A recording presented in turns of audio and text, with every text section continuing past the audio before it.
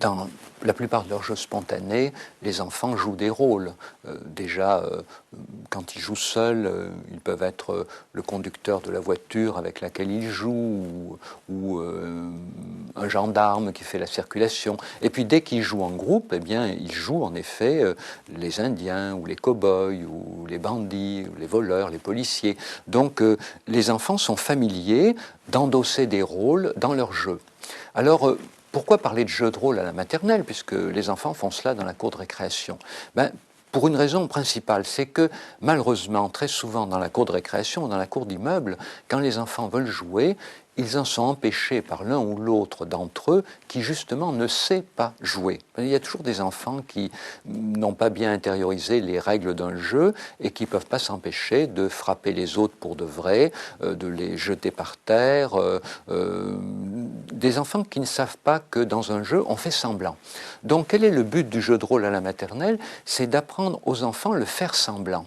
Et je crois que plus les enfants seront incités à imiter pour de faux, à faire semblant, et moins ils seront tentés d'imiter pour de vrai, notamment les images violentes qu'ils voient à la télévision. Donc là, vous voyez, je crois qu'on tient une bonne raison déjà d'encadrer le jeu de l'enfant dès la maternelle, c'est d'inciter les enfants à respecter les règles, d'apprendre à ceux qui ne savent pas jouer, à jouer, leur apprendre à faire semblant. Mais on s'aperçoit que sitôt qu'on organise du jeu de rôle à la maternelle, les conséquences vont bien au-delà de celles-là. La première conséquence, c'est qu'on s'aperçoit que le jeu de rôle à la maternelle est un formidable instrument pour introduire l'enfant à la socialisation et puis à l'expression orale. La socialisation parce que les enfants lèvent le doigt à tour de rôle, ils écoutent ce que dit chacun, ils interviennent à leur tour, et puis l'expression orale parce que chaque enfant est invité à dire ce qu'il va faire avant de le jouer. Et vous savez que l'expression orale et la socialisation, c'est les deux impératifs majeurs de la maternelle. Donc voilà un outil qui remplit deux cahiers des charges importants, socialisation, expression orale, et en plus qui permet aux enfants de jouer. Et on s'aperçoit que le jeu de rôle en plus a d'autres utilités dès qu'on fait jouer les enfants à partir des images qu'ils ont vues et qui les ont bouleversées. Parce qu'il faut savoir que les enfants, ils ne se contentent pas de regarder les programmes pour enfants. Dès l'âge de 3 ans et demi, 4 ans, des enfants regardent les actualités, le vampire du campus, les séries télévisées. Et quand je dis 3 ans et demi, 3 ans, c'est souvent même avant. Et donc, quand on propose aux enfants de faire du jeu de rôle à partir des images qu'ils ont vues, on s'aperçoit que parler des images est vraiment pour eux très important parce que ces images ont mobilisé tellement d'émotions, tellement d'inquiétude ou parfois même de dégoût. On s'aperçoit que parler des images leur permet de prendre du recul. On rejoint un petit peu ce qu'on appelle l'éducation aux images, prendre du recul, prendre de la distance par rapport aux images.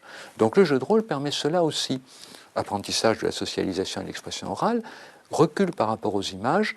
Et puis on s'aperçoit que le jeu de rôle a une troisième utilité, en invitant les enfants à jouer alternativement, par exemple, les agresseurs et les victimes, en les obligeant à changer de rôle, en obligeant les agresseurs à jouer les victimes, puis les victimes à jouer les agresseurs, on s'aperçoit qu'on invite les enfants à pouvoir mieux développer l'empathie entre les uns et les autres. Vous savez, l'empathie, cette capacité que nous avons de nous mettre à la place d'autrui. Et qu'est-ce qui fait qu'un enfant peut être violent, peut faire du mal aux autres? Souvent, c'est parce qu'il ne se rend pas compte qu'il fait du mal à l'autre. Développer la capacité d'empathie des enfants, c'est faire en sorte que les agresseurs se représentent mieux le mal qu'ils font aux victimes, et puis c'est aussi permettre que, dans le meilleur des cas, la victime puisse elle aussi se penser comme un agresseur possible. Et vous voyez, le jeu de rôle aussi a un rôle important, un rôle à explorer. Peut-être que le jeu de rôle devrait permettre de faire en sorte que les enfants se figent moins vite dans des rôles, que dès la maternelle, on ne voit plus comme aujourd'hui déjà des enfants qui se perçoivent comme des petits caïds invulnérables, des enfants qui se perçoivent comme des victimes désignées. C'est très préoccupant parce que, en général, ce qui préoccupe les pédagogues ou même les pouvoirs politiques, c'est que certains enfants se perçoivent toujours comme agresseurs, mais je crois que le fait que certains enfants se perçoivent toujours comme victimes est tout aussi préoccupant, parce qu'après tout, s'il n'y avait pas autant d'enfants qui se perçoivent comme victimes, il y aurait probablement moins d'enfants capables d'exercer leur agressivité contre les autres. Et donc du coup, le jeu de rôle, vous voyez, a une utilité pour permettre aux enfants de se réapproprier tous les rôles possibles d'une situation, se percevoir tantôt comme agresseur, tantôt comme victime, tantôt comme redresseur de tort, pourquoi pas.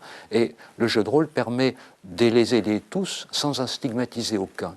Le grand problème aujourd'hui auquel nous sommes soumis dans notre culture, dans notre civilisation, c'est le danger de chercher, d'aller chercher les éléments, les enfants supposés courir le risque d'une évolution vers la délinquance, de les pointer, de les désigner, de les engager dans des programmes de thérapie, voire de redressement, et de les stigmatiser. Alors que le jeu de rôle peut permettre à tous, tous ceux qui en ont besoin, aussi bien sur le versant agresseur que sur le versant victime, le jeu de rôle peut permettre à tous de retrouver une fluidité identificatoire et de se désengager, de se désembourber de ces identifications exclusives à la victime, à l'agresseur ou même au redresseur de tort.